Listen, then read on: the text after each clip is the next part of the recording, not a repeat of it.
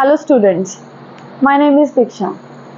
तो आज हम अकाउंटिंग के ब्रांचेस के बारे में पढ़ेंगे। जैसे कि आई होप आप सबने मेरी पुरानी वीडियो देखी होगी जिसमें हमने इंट्रोडक्शन टू अकाउंटिंग के बारे में पढ़ा था कि अकाउंटिंग होता क्या है, meaning of accounting in a simple words. I hope आप सबको समझ आया होगा। और प्लीज़ अगर किसी ने नहीं देखा हो तो पहले उस वीडियो को ज़रूर देखें, तभी आप नेक्स्ट वीडियो को समझ पाएंगे। तो हमने अकाउंटिंग का मीनिंग किया, तो हम उसी वीडियो को कैरी फॉरवर्ड करते हुए नेक्स्ट पार्ट करेंगे, दैट इज अकाउंटिंग ब्रांचेस। कि अकाउंटिंग एक्चुअल में होती कितने तरह की है, उसके ब्रांचेस कितनी है।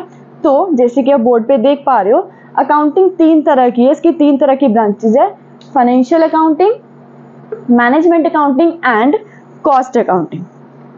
तो ये 3 तरह की इसके ब्रांचेस। तो देखते हैं कि 3 तरह की ब्रांचेस एक्चुअल में होती क्या हैं। तो फाइनेंशियल अकाउंटिंग, हमें नाम से कुछ ना कुछ आइडिया लग रहा है कि इसमें कुछ फाइनेंस के रिलेटेड, पैसे के रिलेटेड कुछ होगा, ये सुनो, है ना। Next is management accounting. Management accounting भी हमें नाम से पता चल रहा है कि जिसमें हमें कुछ मैनेज करना पड़ेगा, किसी चीज़ को कंट्रोल करना पड़ेगा। मैनेजमेंट अकाउंटिंग बेसिकली जो की जाती है वो मैनेजमेंट के द्वारा की जाती है। मैनेजमेंट इसको डिज़ाइन करता है ताकि वो न्यू पॉलिसीज बना सके और डिसीजन ले सके। Next is cost accounting. Cost accounting भी नाम से क्लियर हो रहा है, कॉस्ट अकाउंटिंग। तो कॉस्ट का मतलब क्या है कि हमें यहाँ पे अभी अकाउंटिंग तो करनी है लेकिन कॉस्ट को लेके करनी है। दैट मीन्स कि यहाँ पे हमें कॉस्ट को असरटेन करना है, कॉस्ट को डिटरमाइन करना है कि हमारी कॉस्ट आ कितनी रही है और उसको हम कैसे कंट्रोल में लेके आ सकते हैं। तो ये तो था कि तीनों का मीनिंग है क्या, क्रक्स क्या है। तो आज हम डिटेल में करेंगे कि हमारी फाइनेंशियल अकाउंटिंग है क्या। जैसे कि हमने देखा कि हमारी बुक का नेम ही फाइनेंशियल अकाउंटिंग है, तो हमें पता होना चाहिए कि एक्चुअल में फाइनेंशियल अकाउंटिंग है क्या। तो आइए उसको स्टार्ट करते हैं। Next is financial accounting. Financial accounting is concerned with recording, classifying and summarizing. जैसे कि हमने एक फर्स्ट वीडियो देखी थी इंट्रोडक्शन टू अकाउंटिंग की, तो हमने वहां पे अकाउंटिंग का मीनिंग किया था। आपको देख के लग रहा है कि कुछ ना कुछ सेम सा चल रहा है। सेम सा कैसे? क्योंकि उसमें हमने कुछ स्टेप्स लिए थे। कौन कौन से स्टेप्स थे हम एक बार रिमाइंड कर लेते हैं। आइडेंटिफाई था, मेजरिंग था, रिकॉर्डिंग थी, क्लासीफाई था, समराइजिंग थी, इंटरप्रेटिंग थी एंड कम्युनिकेट करते थे हम जो भी हमारा रिजल्ट निकलता था टू यूजर्स। तो उसी के रिलेटेड हम फाइनेंशियल अकाउंटिंग देखेंगे। So financial accounting is concerned with recording, classifying and summarizing. That means कि इसमें 3 चीज़ों पे ज़्यादा फोकस किया जाता है। जैसे अकाउंटिंग में हम 7 आइटम पे ज़्यादा फोकस करते थे, तो फाइनेंशियल अकाउंटिंग में हम 3 चीज़ों पे ज़्यादा फोकस करेंगे, recording, classifying and summarizing in terms of money. Financial है, हमें नाम से पता चल ही रहा था कि फाइनेंस और मनी के रिलेटेड कुछ है, तो उन्होंने बोल ही दिया कि यहाँ पे हम रिकॉर्डिंग भी करेंगे, अपनी अकाउंटिंग भी, क्लासिफिकेशन भी करेंगे और उसको समराइज भी करेंगे, लेकिन जो मनी की टर्म में होगा। दैट मीन्स कि मेरे को रिकॉर्ड सिर्फ वही आइटम करनी है जो मनी के साथ डील करती होंगी। क्लियर? फॉर एग्जाम्पल, मैंने कहा कि मैंने 20 फर्नीचर परचेज की, तो वो मनी के साथ डील नहीं करता। दैट मीन्स कि मैं उसको रिकॉर्ड नहीं करूंगी। और अगर लिखा हो कि मैंने 20 फर्नीचर परचेज किया एट ₹25,000 या समथिंग कुछ भी, तो मैं उसको रिकॉर्ड करूंगी क्योंकि वो किसके साथ डील कर रहा है? With the money. Next is classify. अब क्लासीफाई करूंगी, समराइज करेंगे उसी आइटम को जिसको मैंने अकाउंट्स में रिकॉर्ड किया होगा। दैट मीन्स कि जो मनी के साथ डील करता होगा। Money transaction and event which are in part at least of financial character. कोई भी इवेंट, अभी तो हमने बात की कि जो मनी के साथ डील करती है उसी को रिकॉर्ड करेंगे, उसी को क्लासीफाई करेंगे एंड उसी को समराइज करेंगे। एंड नेक्स्ट क्या बोल रहे हैं कि इवेंट भी हम वही लेंगे, मतलब हम पार्ट भी वही लेंगे जो फाइनेंस के साथ डील करता होगा, क्योंकि हमारा नाम ही टॉपिक का क्या है? Financial accounting. Financial character interpreting the result thereof. हम फाइनेंशियल अकाउंटिंग अब करते क्यों है? ताकि हम रिजल्ट निकाल सके। अब हमारा रिजल्ट क्या निकलेगा? प्रॉफिट या लॉस। तो इसके लिए हम एक तो प्रॉफिट एंड लॉस स्टेटमेंट बनाते हैं जिसको हम इनकम स्टेटमेंट बोल देते हैं, and second one is balance sheet. तो प्रॉफिट एंड लॉस तो हमें सिंपली बताएगा, क्या बताएगा? हमारी पोजीशन क्या, हमारी परफॉर्मेंस कैसी है, कि हम प्रॉफिट पे गए या लॉस पे गए, या कितने प्रॉफिट है कितने लॉस पे। और बैलेंस शीट हमें बताएगी हमारे एसेट्स कितने और लायबिलिटी कितनी, दोनों में बैलेंस है या नहीं। ओके, तो अभी हमने किया फाइनेंशियल अकाउंटिंग होता क्या है। तो नेक्स्ट हम देखते हैं कि हमारे अकाउंटिंग के प्रिंसिपल्स क्या हैं। तो अकाउंटिंग प्रिंसिपल्स हमें नाम से क्लियर है कि प्रिंसिपल का मतलब क्या होता है। प्रिंसिपल मीन्स कि कुछ सेट ऑफ रूल्स होंगे एंड रेगुलेशंस होंगे, है ना। मतलब अब हमने अकाउंटिंग तो करनी, हमने बात की कि हमने अकाउंटिंग करनी है, तो इसके कुछ रूल्स है, उसके अंडर रह के हम अकाउंटिंग को करेंगे। तो अकाउंटिंग प्रिंसिपल हमारे 2 तरह के हैं, accounting concept and accounting conventions. Concept हमारी किस चीज की बात करती है, हम एज्यूम क्या कर रहे हैं, मतलब हमारी एजम्पशंस क्या है, जो एजम्पशन पे बेस होगा, ठीक। और कन्वेंशन हमारी बात करता है हमारी आउटकम की, हमारे रिजल्ट की। तो देखते हैं कि इसके अंदर क्या क्या पॉइंट है। अब एजम्पशंस में, अकाउंटिंग कॉन्सेप्ट्स में हमारे क्या क्या आता है, business entity concept, going concern concept, money measurement concept, accounting period concept, cost concept, revenue recognization concept, accrual concept, matching concept, dual aspect concept and verifiable objective concept. Same ऐसे ही हमारे पास कुछ कन्वेंशंस है जो हमें बताती है convention of full disclosure, convention of consistency, convention of materiality and convention of conservatism. तो आइए अब इसको हम डिस्कस करते हैं इन डिटेल में। ओके, जैसे कि अभी हमने अकाउंटिंग प्रिंसिपल्स देखे, तो हमने प्रिंसिपल्स में देखा प्रिंसिपल्स हमारे दो तरह के, कॉन्सेप्ट्स और कन्वेंशन। और ये topic is very very important for your exam point of view. अगर हम अपने प्रीवियस पेपर्स देखें तो काफ़ी बार ये क्वेश्चन रिपीट हुआ है एंड आई एम श्योर कि 110% है कि इस बार भी ये टॉपिक रिपीट होगा। तो हम इसको अच्छे से करते हैं ताकि हमारे जो 16 मार्क्स हैं वो फाइनल हो जाएगी, 16 हमारे हाथ में रहेंगे। तो आइए हम स्टार्ट करते हैं अकाउंटिंग कॉन्सेप्ट से। तो अकाउंटिंग कॉन्सेप्ट हमने अभी क्या कितने टाइप के थे, तो हम फर्स्ट से स्टार्ट करते हैं, that is a business entity concept. Business entity concept, हमें नाम से कुछ ना कुछ आइडिया लगे कि हम बिजनेस की एंटिटी के बारे में देखेंगे। पहले तो एंटिटी वर्ड का मतलब अगर हम देखें तो हम बोल सकते हैं इस तरह के, हम राइट के बारे में देखेंगे कि राइट्स कैसे कैसे। तो हम बिजनेस के राइट के कॉन्सेप्ट देखेंगे। तो आइए देखते हैं। Business is concern to be separate entity from its owner. Business जो है, जो बोल क्या रहे हैं, बिजनेस एंटिटी कॉन्सेप्ट हमें बोलता क्या है कि जो हमारा ऑनर है और जो हमारा बिजनेस है ये दोनों सेपरेट हैं, ये बोथ आर सेपरेट, दोनों की एंटिटी अलग अलग है, इसके राइट अलग है और दूसरे के राइट अलग है। आइए हम इसको एग्जांपल के साथ समझते हैं। फॉर एग्जांपल, ये एक पर्सन है जिसने की बिजनेस स्टार्ट किया, इसने बिजनेस स्टार्ट किया, कोई भी बिजनेस ले लो, जैसे कि हम बात करते हैं इसने बर्गर का बिजनेस स्टार्ट किया, ठीक। अब बर्गर का बिजनेस स्टार्ट किया तो इसने कुछ ना कुछ कैपिटल भी लगाई होगी, है ना। बिजनेस स्टार्ट करने के लिए कुछ ना कुछ इन्वेस्टमेंट तो चाहिए, तो इसने इन्वेस्टमेंट कर दी। लेकिन अभी हमें इस पॉइंट से पता चल रहा है कि जो ऑनर होगा, मतलब जो बंदा है जिसने बिजनेस स्टार्ट किया, वो तो ऑनर हम जिसको बोलते हैं, और जिसको हम बिजनेस की लैंग्वेज में प्रोप्राइटर भी बोलते हैं। आई होप आपको ये पता होगा। तो जो ऑनर है, जो हमारा प्रोप्राइटर है, और जो बिजनेस है, दैट बोथ आर डिफरेंट। अभी हमने ये देखा कि दोनों की सेपरेट एंटिटी है, दैट मीन्स की owner is different and business is different. Owner के एक्सपेंस डिफरेंट होंगे और बिजनेस के एक्सपेंस क्या होंगे, डिफरेंट होंगे। तो अभी हमने बात की कि ऑनर ने अपना बिजनेस स्टार्ट किया 1 लाख रुपए लगा के बर्गर का। तो अभी ऑनर ने पैसा दिया, तो हमें इस पॉइंट के अकॉर्डिंग तो पता चल रहा है कि दोनों अलग हैं। तो ऑनर ने अगर पैसा दिया तो ऑनर को पैसा रिटर्न भी होना चाहिए, मतलब बिजनेस की ड्यूटी बनती है कि अगर ऑनर ने उसको पैसा दिया यूज करने के लिए, बिजनेस को स्टार्ट करने के लिए, तो उसकी अब ड्यूटी है कि वो उसको रिटर्न भी करे। तो वो उसको रिटर्न भी करेगा, क्योंकि क्यों रिटर्न करेगा, क्योंकि उसने कैपिटल इन्वेस्ट करी और ऑनर इस टाइम पे एज अ क्रेडिटर वर्क करेगा।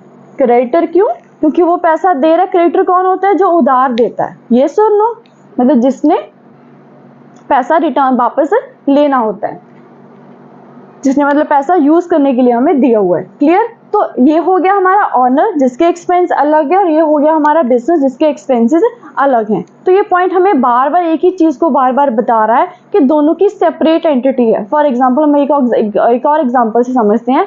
जैसे कि मैं, सपोज मेरा बिजनेस है ना, जैसे कि मैं अब आपको यूट्यूब से पढ़ा दूँ, तो सपोज कि मेरा एक कोचिंग सेंटर है, मेरा एक बिजनेस और एक मैं खुद हूँ।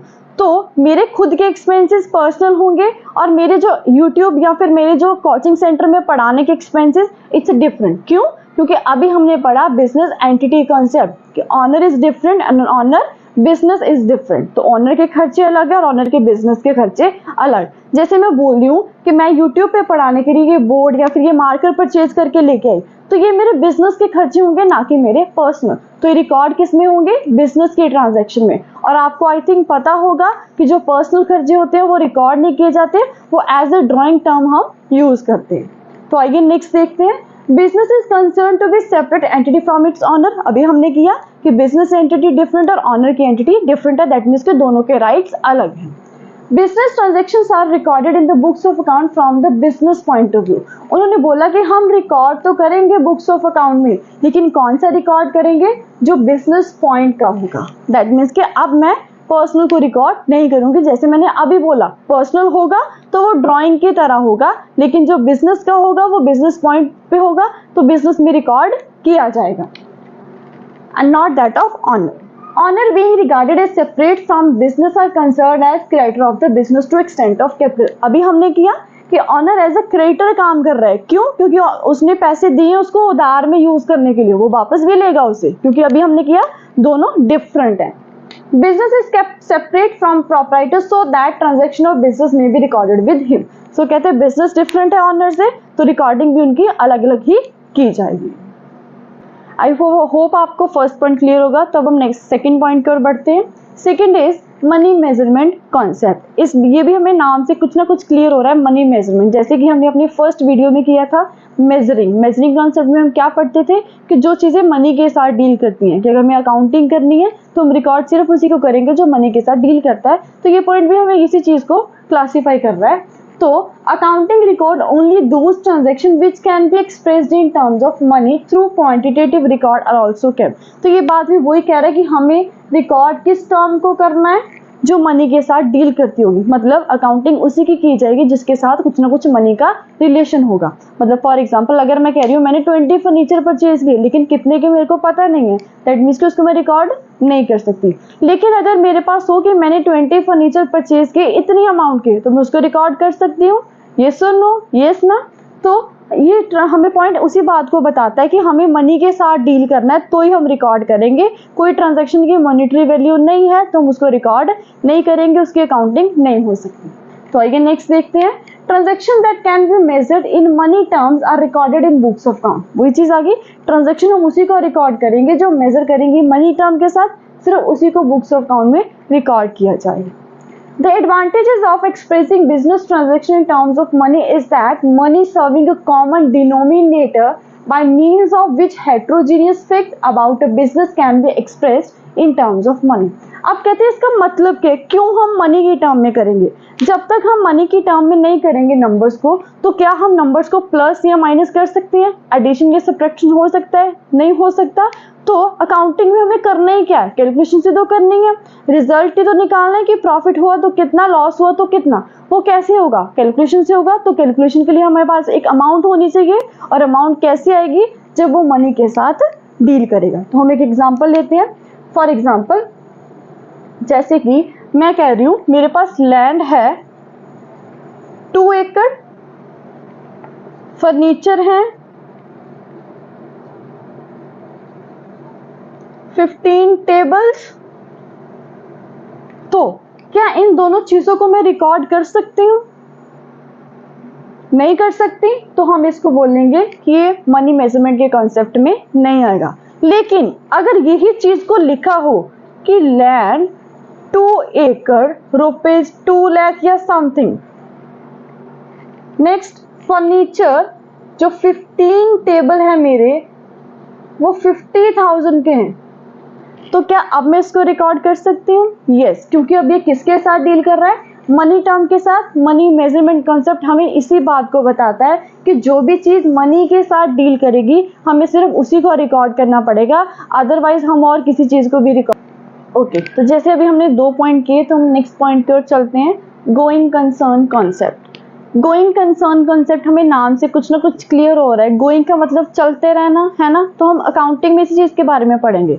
जब भी हम कोई भी बिजनेस स्टार्ट करते हैं तो हम ये सोच के करते हैं कि हमारा बिजनेस चलता रहेगा। कोई भी पर्सन ऐसा है जो बिजनेस स्टार्ट कर रहा है कि नहीं मैं नेक्स्ट ईयर बंद कर दूंगा, ऐसा नहीं होता ना, इतनी ज्यादा इन्वेस्टमेंट करनी और वो ये सोच के करे कि नेक्स्ट ईयर में बंद कर दूंगा, तो ये पॉसिबल नहीं है। क्यों? वो लॉस में जाएगा। तो हर कोई पर्सन जो भी बिजनेस स्टार्ट करेगा हमेशा यही सोच के स्टार्ट करेगा कि मेरा ये बिजनेस लॉन्ग लाइफ चलता रहेगा, मतलब जब तक मैं हूं तब तक मेरा बिजनेस चलेगा। चलो हम उसी को डिस्कस करते हैं। तो गोइंग कंसर्न कॉन्सेप्ट कहता क्या है? It is assumed that business will continue for foreseeable future and there is no intention to close business। तो क्या बोल रहे हैं? उसी पॉइंट को बता रहे हैं। गोइंग कंसर्न कहता क्या है कि हमने बिजनेस तो स्टार्ट कर लिया, लेकिन अब हमारी कोई भी इंटेंशन नहीं कि हम बिजनेस को एज अ फ्यूचर में भी बंद करें, ना तो अब बंद करेंगे और ना ही फ्यूचर में बंद करेंगे, क्योंकि हमने खोला क्यों है बिजनेस, चलाने के लिए, ताकि हमारी ग्रोथ हो, हमें रिजल्ट मिले। तो हम ये सोच के तो करेंगे नहीं कि बिजनेस को आगे जाके बंद कर देंगे। वो अलग सिचुएशन हो जाती है कि बहुत ज़्यादा लॉसेस आ रहे हैं या फिर मेरे पास कैपेबल नहीं हूँ मैं पेमेंट करने के लिए, तो वो अलग सिचुएशन है। लेकिन बिजनेस हमेशा हम ये सोच के स्टार्ट करते हैं कि मेरा business as a long life चलता रहेगा। Next is it is because of this. अब ये क्यों है? It is because of this concept that a distinction is made between fixed asset and current asset. क्योंकि ये कहता है कि चलता रहेगा, तो उस रीजन के कारण क्यों चलता रहेगा, क्योंकि ये हमें एक डिस्टिंक्शन मतलब हमें एक डिफरेंस बताता है किस किस के बीच, फिक्स्ड एसेट का करंट एसेट के बीच। अब अगर हमें फिक्स्ड एसेट और करंट एसेट का डिफरेंस देखना है तो हमें पहले पता होना चाहिए कि हमारे एसेट्स क्या है। तो आइए हम एसेट्स के बारे में डिस्कस करते हैं। अगर हम एसेट्स की बात करें तो सिंपली हम क्या कहेंगे कि जो फ्यूचर में हमें बेनिफिट होने वाला है या फिर फ्यूचर में हमें कैश मिलने वाला है, उसको हम क्या बोलते हैं, एसेट। जैसे कि फॉर एग्जांपल मैं बोल रही हूँ कि मैंने कार परचेज की, तो उसका फ्यूचर में मेरे को बेनिफिट होगा। कार इज माई एसेट है ना, वो मेरी एसेट ही होगी ना, क्योंकि उसका फ्यूचर में बेनिफिट होगा। 3 ईयर 4 ईयर 5 ईयर 6 ईयर कितने भी ईयर के लिए हो सकता है, तो उसके फ्यूचर में बेनिफिट होगा जिस चीज का, दैट इज अवर एसेट। जैसे मैं बात करूँ फर्नीचर की, मैंने सोफा परचेज किया तो 1 साल तो चलेगा नहीं, 1 मंथ तो चलेगा नहीं, फ्यूचर में चलेगा, उसका फ्यूचर में मेरे को बेनिफिट मिलेगा। तो इन सब चीजों को हम क्या बोलते हैं, एसेट। तो एसेट होते कौन कौन से हैं, बिल्डिंग होगी, प्लांट हो गया, फर्नीचर हो गया, लैंड हो गया, ये ऑल हमारे एसेट है। और एसेट हमारे कैश फॉर्म में भी होते हैं। ये तो हो गया कि एसेट क्या है। लेकिन जब हमारे जो एसेट है वो कितने तरह के होते हैं, हमारे जो एसेट है वो 3 तरह के होते हैं, fixed asset, current asset and fictitious asset. Fictitious asset I think आप लोगों ने बहुत कम सुना होगा, क्योंकि 2 ही एसेट हमारे ज्यादा मेनली काम में आते हैं। फिक्स्ड एसेट को हम नॉन करंट एसेट्स भी बोल देते हैं। जैसे हमारा ये करंट एसेट है, ऐसे हमारा एक नॉन करंट एसेट होगा। करंट एसेट दैट मीन्स के जो डील करेगा, करंट का मतलब क्या होता है, जो अभी चल रहा है, दैट मीन्स के डील करेगा लेस देन या विद इन 1 ईयर, जो 1 साल के बीच में डील करता है। इसका मतलब कि मेरे को बेनिफिट तो होगा, मेरे को कैश तो मिलेगा, लेकिन 1 साल के अंदर अंदर।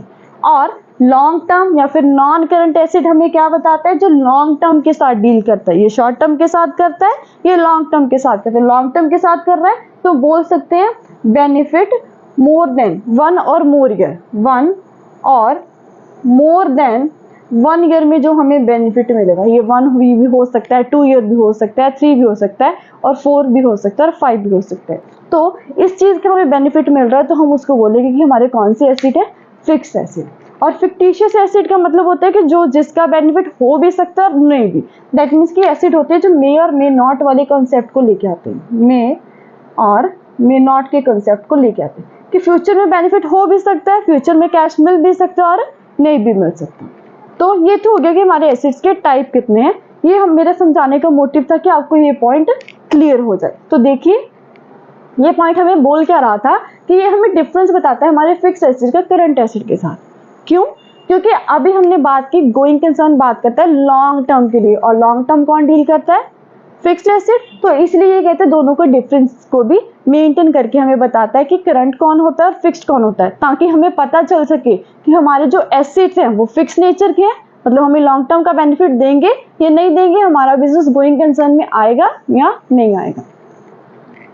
तो नेक्स्ट देखते हैं, it is because of this concept that a difference between capital expenditure and revenue expenditure. एक तो हमें ये डिफरेंस बताता है हमारे फिक्स्ड एसेट का करंट एसेट के साथ, दूसरा हमें ये डिफरेंस बताता है हमारे कैपिटल एक्सपेंडिचर का रेवेन्यू एक्सपेंडिचर के साथ। अभी अगर हम इन दोनों का डिफरेंस देख लें तो उसके लिए हमें एक्सपेंडिचर का पता होना चाहिए। तो आइए हम एक्सपेंडिचर को डिस्कस करते हैं। Next term is expenditure. अगर हम बात करें एक्सपेंडिचर की तो आप सब बोलोगे जो खर्चा है, जो मेरा एक्सपेंस है, नो। लेकिन अगर हम बात करें एक्सपेंस और एक्सपेंडिचर, हमारी अकाउंटिंग में 2 वर्ड यूज किए जाते हैं, एक्सपेंसेस और एक्सपेंडिचर। 2 टर्म यूज किए थे, दोनों के सेम मीनिंग तो नहीं होंगे, तो दोनों में कुछ ना कुछ डिफरेंस होगा। तो वो डिफरेंस क्या है, जो एक्सपेंसेस होंगे वो मेरे शॉर्ट टर्म नेचर के होते हैं और जो एक्सपेंडिचर होते हैं वो मेरे लॉन्ग टर्म नेचर के जो खर्चे होते हैं उसको हम बोलते हैं एक्सपेंसेस, जो मेरे को बार बार पे करने पड़ेंगे, हर मंथ पे करना पड़ेगा। जैसे मैं बोल सकती हूँ कि रेंट, इलेक्ट्रिसिटी बिल जो मेरे को हर मंथ पे करना ही पड़ेगा, ये मेरे एक्सपेंसेस में आएगा। और एक्सपेंडिचर जो साल में 1 या 2 बार ही खर्चा होगा मेरा। जैसे मैंने बोला कि मैंने बिल्डिंग परचेज की, पैसा तो खर्च हुआ, मेरा खर्चा हुआ, तो एक बार करूंगी। या मैंने घर बनाया, मैंने बिजनेस स्टार्ट किया, तो वो मेरा एक्सपेंडिचर में आएगा। तो ये तो हो गया हमारा एक्सपेंडिचर है गया एक तरह का एक्सपेंस है, लेकिन ये डील किसके साथ करता है, लॉन्ग टर्म के साथ। अब हम बात करें एक्सपेंडिचर है कितने तरह के, तो एक्सपेंडिचर हमारे कैपिटल एक्सपेंडिचर हैं और रेवेन्यू एक्सपेंडिचर। कैपिटल एक्सपेंडिचर का हमारा मतलब होता है CE stands for capital expenditure and RE stands for revenue expenditure. Capital expenditure का मतलब है वो सेम कि हमारा खर्चा तो हो रहा है लेकिन साल में सिर्फ एक बार खर्चा हो रहा है। कैपिटल हमारी एक बार लगती है बिजनेस स्टार्ट होने के लिए, तो कैपिटल एक्सपेंडिचर से आप याद रखोगे, जब कैपिटल वर्ड आ गया तो आपने हमेशा याद रखना कि एक टाइम वाला खर्चा होगा। और रेवेन्यू का मतलब होता है बार बार। तो जैसे मैंने अभी एक्सपेंसेस में बताया था, सेम एज रेवेन्यू एक्सपेंडिचर में आएगा, जो बार बार खर्चे हो रहे हैं। बार बार कौन कौन से खर्चे हो सकते हैं, रेंट पे कर रहे हैं, इलेक्ट्रिसिटी बिल पे कर रहे हैं, तो काफी सारे ऐसे एक्सपेंसेस हैं जो हम बार बार कर रहे हैं, तो वो किस में आएंगे, रेवेन्यू एक्सपेंडिचर में। तो गोइंग कंसर्न बोलता क्या है कि हमें डिफरेंस बताएगा हमारे कैपिटल एक्सपेंडिचर का रेवेन्यू में। क्यों? क्योंकि हम डील कर रहे हैं गोइंग कंसर्न के साथ, हमें पता होना चाहिए कौन से लॉन्ग टर्म के साथ डील करते हैं। तो आई होप आपको ये पॉइंट क्लियर होगा। ओके स्टूडेंट्स, तो अब हम नेक्स्ट पॉइंट की ओर बढ़ते हैं, 4th पॉइंट की ओर। आई होप आपको 3 पॉइंट जो पहले हमने किए वो क्लियर होंगे। अगर ना क्लियर हो तो कोई भी डाउट तो प्लीज कमेंट सेक्शन में जरूर बताएं ताकि मैं उसको क्लियर कर सकूं। अब हम नेक्स्ट पॉइंट की ओर चलते हैं। Next is accounting period concept. Accounting period concept करने से पहले हमें पता होना चाहिए कि हमारा अकाउंटिंग पीरियड है क्या। तो इसको याद रखने के लिए सिंपली आप सबको पता है कि जो दारू के ठेके वो कब क्लोज होते हैं, 31 मार्च को। तो सेम है, वो 31 मार्च को क्यों क्लोज होते हैं, 31 दिसंबर को क्यों नहीं? क्योंकि जो अकाउंटिंग का या फिर बिजनेस का जो ईयर होता है वो स्टार्ट कब होता है, 1 अप्रैल से। तो 31 को क्लोज होंगे तो स्टार्ट कब होगा, 1 अप्रैल से। तो अकाउंटिंग पीरियड जो हमारा है दैट इज 1 अप्रैल टू 31 मार्च। जैसे कि अब अगर हम बोले हमारा न्यू ईयर होता है तो वो 1 जनवरी से स्टार्ट होता है, 31 दिसंबर पे खत्म होता है। सेम ऐसे ही बिजनेस का न्यू ईयर होता है जो कि स्टार्ट कब होता है, 1 अप्रैल को, और एंड कब होगा, 31 मार्च को। तो जो भी कैलकुलेशंस होंगी, जो भी रिजल्ट निकाला जाएगा इसी डेट के अंदर अंदर, मतलब इस ईयर के अकॉर्डिंग हम निकालेंगे, इस ईयर के अकॉर्डिंग हम रिकॉर्डिंग करेंगे और कैलकुलेशंस अपने करेंगे और अपने प्रॉफिट और लॉस को निकालेंगे। तो अब जो अकाउंटिंग पीरियड है वो बताता क्या है कि ये हमारा टाइम पीरियड है, जैसे कि 1 अप्रैल से लेके 31 मार्च है, तो इसके पीरियड काफी सारे हम इसके पार्ट्स बना देते हैं। इस पार्ट को हम बोलते हैं अकाउंटिंग पीरियड। क्यों? क्योंकि ये पार्ट हमें क्या बताता है, एक तरह हमारा रिपोर्ट कार्ड बताता है एट द एंड। जैसे कि अगर मैं आपकी बात करूं, आपने 1st से लेके 10th तक जब किया तो आपको एक रिपोर्ट कार्ड मिलता था at the end of year. उसमें क्या होता था, आपका रिजल्ट होता था, आपने पूरे साल में क्या किया, 1st सेम में क्या रिजल्ट था, 2nd में क्या था, देन आपका फाइनल में आ जाता है। सेम ऐसे ही अकाउंटिंग का भी कुछ होता है, वो सेशनल के टाइप होते हैं कि हम कुछ ना कुछ पार्ट में कैलकुलेशंस करते जाते हैं और एंड में उसका रिपोर्ट कार्ड मिल जाता है कि हमें प्रॉफिट हुआ या फिर हमें लॉस हुआ। तो अकाउंटिंग पीरियड हमें सिंपली ये बताता है कि हमारा जो रिजल्ट निकलेगा वो किस टाइम पीरियड के अंडर निकलेगा। तो आइए इसको डिस्कस करते हैं। Life of an enterprise is broken into smaller parts so that it's performance is measured at regular intervals. उसी बात को क्लैरिफाई कर रहे हैं कि जो लाइफ है एंटरप्रेन्योर की, उसको हम डिवाइड कर देते हैं स्मॉल स्मॉल पार्ट में ताकि हम उसको, उसकी परफॉर्मेंस को मेजर कर सके। जैसे कि अगर मैं आपकी बात करूं, आपके अब सेशनल एग्जाम होते हैं, है ना, होते हैं ना, 1st ईयर में सेशनल, 2nd सेशनल, वो क्यों किए जाते हैं, ताकि आपके जो परफॉर्मेंस को मेजर कर सके। अगर अच्छे मार्क्स है तो हमें पता चल जाएगा कि हाँ आपकी परफॉर्मेंस अच्छी चल रही है, लेकिन अगर 1st में अच्छे नहीं है तो हम आपको रिकमेंड कर सकते हैं और मोटिवेट कर सकते हैं, आपको और अच्छे से पढ़ाएंगे ताकि आप 2nd सेशनल में और अच्छे से एग्जाम फाइनल तक और अच्छे से एग्जाम दे सको। तो सेम ऐसे ही बिजनेस में होता है। This assumption provide most of justification that a business will not be terminated, so it's reasonable to divide the life of business into accounting period so as to be also able to know profit and loss of each period and financial position at the end of period. तो ये हमें बताता क्या है, कहते हैं हम इस एजम्पशन को जस्टिफाई कैसे कर सकते हैं जब तक हमारा रिजल्ट नहीं आएगा। मतलब ये पॉइंट तभी जस्टिफाई हो पाएगा जब हमारे हाथ में रिजल्ट होगा। तो रिजल्ट कैसे होगा, 1 अप्रैल से लेकर 31 मार्च के अंडर हम कैलकुलेशंस करेंगे, अपना रिजल्ट निकालेंगे और रिजल्ट हमारा क्या आएगा, या तो प्रॉफिट आएगा या लॉस आएगा। और ये हमारी फाइनेंशियल पोजीशन के बारे में बताता है at the end of period. और मैंने बोला रिपोर्ट कार्ड आएगा, तो रिपोर्ट कार्ड तो एंड ऑफ द पीरियड आता है, तो रिपोर्ट कार्ड आएगा, फाइनेंशियल पोजीशन बताएगा, वो हमें इसमें प्रॉफिट एंड लॉस भी बताएगा और हमारी बैलेंस शीट, हमारे मतलब एसेट और लायबिलिटी के बारे में हमें बताएगा कि हमारे एसेट ज्यादा है या फिर हमारी लायबिलिटी, ताकि हम कहाँ पे इंटीग्रेट। ओके, तो अब नेक्स्ट पॉइंट करते हैं हमारा अकाउंटिंग कॉन्सेप्ट का, that is a cost concept. अब कॉस्ट कॉन्सेप्ट करने से पहले हमें पता होना चाहिए कि हमारी कॉस्ट का क्या मतलब है। तो कॉस्ट का क्या मतलब है, आई होप आप सबको पता होगा। तो हम देखते हैं कि कॉस्ट होता क्या है। कॉस्ट का एक्चुअल में मतलब क्या है, अमाउंट ऑफ एक्सपेंडिचर इनकर्ड, कितने एक्सपेंडिचर इनकर्ड किए हमारे अमाउंट उस प्रोडक्ट को परचेज करने के लिए। तो जैसे कि मैं बात कर रही हूँ, मैंने सपोज कोई मशीनरी परचेज की, इट्स 50,000 मशीनरी का प्राइस था, लेकिन उसको घर तक लेके आने के लिए मतलब कुछ ट्रांसपोर्ट का खर्चा लग गया, सपोज कि 500 ट्रांसपोर्ट का खर्चा लग गया, और उसको इंस्टॉल करवाया मैंने, जैसे हम एसी को इंस्टॉल करवाते हैं ना तो उसके पेमेंट करनी पड़ती है, सपोज मैंने 200 इंस्टॉलेशन चार्जेस दे दिए, तो अब मेरी कॉस्ट क्या होगी। तो कॉस्ट का मतलब है कि हमें वो प्रोडक्ट कितने का पड़ा, दैट मीन्स कि वो प्रोडक्ट का प्राइस नहीं, उस प्रोडक्ट को लेके आने तक का खर्चे को हम बोलेंगे कॉस्ट। तो फॉर एग्जांपल जैसे मैं बात कर रही हूँ, जैसे मैंने अभी बोला कि मैंने क्या किया, मशीनरी को परचेज किया और वो मशीनरी कितने की थी, सपोज 1 लाख की मशीनरी थी, क्लियर। उस पर कुछ मेरे को ट्रांसपोर्ट कॉस्ट लगी जो मैं बोलती हूँ कि 500 होगी, और कुछ इंस्टॉल करने के लिए मतलब उस मशीनरी को इंस्टॉलेशन कॉस्ट लगी कुछ, दैट इज 200। तो अब अगर मैं अपनी कॉस्ट की बात करूँ तो अब मेरी कॉस्ट होगी 1,07,000, इसको हम कॉस्ट बोलते हैं। तो कॉस्ट कॉन्सेप्ट भी क्या होगा, an asset is recorded in the books of account at the price paid to acquire that at the cost और परचेज प्राइस। कहते हैं वो परचेज प्राइस जो कॉस्ट होगी वो क्या होगी, वो प्रोडक्ट हमें कितने का पड़ा, मतलब हमने प्राइस कितना पे किया, ना कि वो प्रोडक्ट एक्चुअल में है कितने का। अब मशीनरी है तो 1 लाख की, तो कॉस्ट मेरी 1 लाख नहीं होगी, लेकिन कॉस्ट कितनी होगी, 1,07,000, मतलब हमें कितने का पड़ा, हमने कितने पे किए उस प्रोडक्ट को लेने के लिए।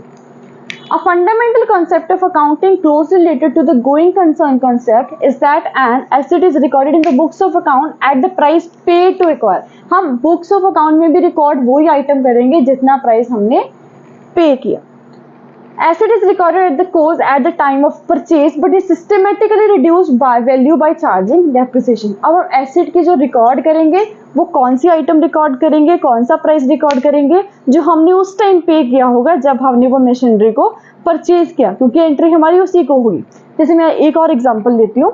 फॉर एग्जांपल मैंने अभी बात की कि मैंने मशीनरी तो परचेज कर ली, लेकिन मैंने बोला कि इसकी जो मैं पेमेंट करूंगी, सपोज जो मैंने मशीनरी परचेज करी वो थी 11 सितंबर की, लेकिन जो मैं पेमेंट करूंगी वो मैं बोल रही हूँ कि वो 30 सितंबर को कर रही हूँ, लेकिन जो ट्रांजैक्शन एंट्री होगी वो 11 सितंबर के अकॉर्डिंग होगी, और मशीनरी की वैल्यू 30 सितंबर को थोड़ी सी बढ़ भी गई, सपोज मैं कह रही हूँ कि 1,20,000 की होगी, लेकिन जो मेरी ट्रांजैक्शन में एंट्री की जाएगी वो 1 लाख के अकॉर्डिंग की जाएगी। क्यों?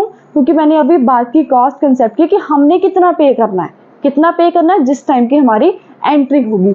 तो हमारी कॉस्ट ऑफ रिकॉर्ड कितनी होगी, 1,07,000। मतलब कॉस्ट कंसेप्ट हमें सिर्फ ये बताता है कि हमने मशीनरी वो नहीं देखना कि मशीनरी का प्राइस कितना है, हमने ये देखना है कि वो एक्चुअल में मेरे को कितने की पड़ी, उसको इंस्टॉल करने का, ट्रांसपोर्ट का, कैरेज का, ये सब एक्सपेंसेस को मिला के जो मैं पैसा पे कर रही हूँ दैट इज अवर कॉस्ट। तो कॉस्ट कंसेप्ट हमें इसी बात को बताता है कि हमें रिकॉर्ड कितना करना है और किस अमाउंट को करना है।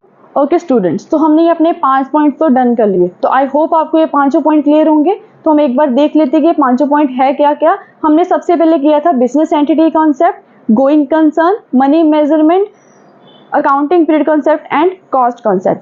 तो हमने जो फर्स्ट किया था बिजनेस एंटिटी, वो हमें क्या बताता था कि हमारे बिजनेस की एंटिटी अलग होगी और उसकी ऑनर की एंटिटी अलग होगी, दैट मीन्स के दोनों के एक्सपेंसेस डिफर होंगे। Second is going concern concept. Going concern हमें नाम से पता चल रहा है कि हम बिजनेस स्टार्ट करेंगे और हमेशा ये सोच के स्टार्ट करेंगे कि हमारा बिजनेस चलता रहेगा, हम उसको फ्यूचर में बंद नहीं करेंगे। Third is money measurement concept. Money measurement हमें क्या बताता था कि हमें रिकॉर्ड तो करना है ट्रांजेक्शन को, लेकिन जो मनी के साथ डील करती होगी तभी हम अकाउंटिंग कर सकते हैं, अपना रिजल्ट निकाल सकते हैं। Fourth is accounting period concept. ये हमें बताता था कि हमें अगर अपना रिजल्ट निकालना है, अकाउंटिंग करनी है तो किस पीरियड में करेंगे, that is 1 April to 31 March. That means कि इसको हम एक लाइफ को छोटे छोटे पार्ट में डिवाइड करेंगे और लास्ट में हमें एक रिपोर्ट कार्ड मिलेगा, that is our result. And fifth is cost concept. Cost concept हमें क्या बताता है कि हमें रिकॉर्ड करनी है वो अमाउंट, ना कि जो प्रोडक्ट की एक्चुअल में है, जो हमें प्रोडक्ट कितने का पड़ा। जैसे अभी हमने एग्जांपल में बात की थी कि मशीनरी मेरी 1 लाख की है लेकिन उस पर कुछ एक्सपेंसेस लग गए,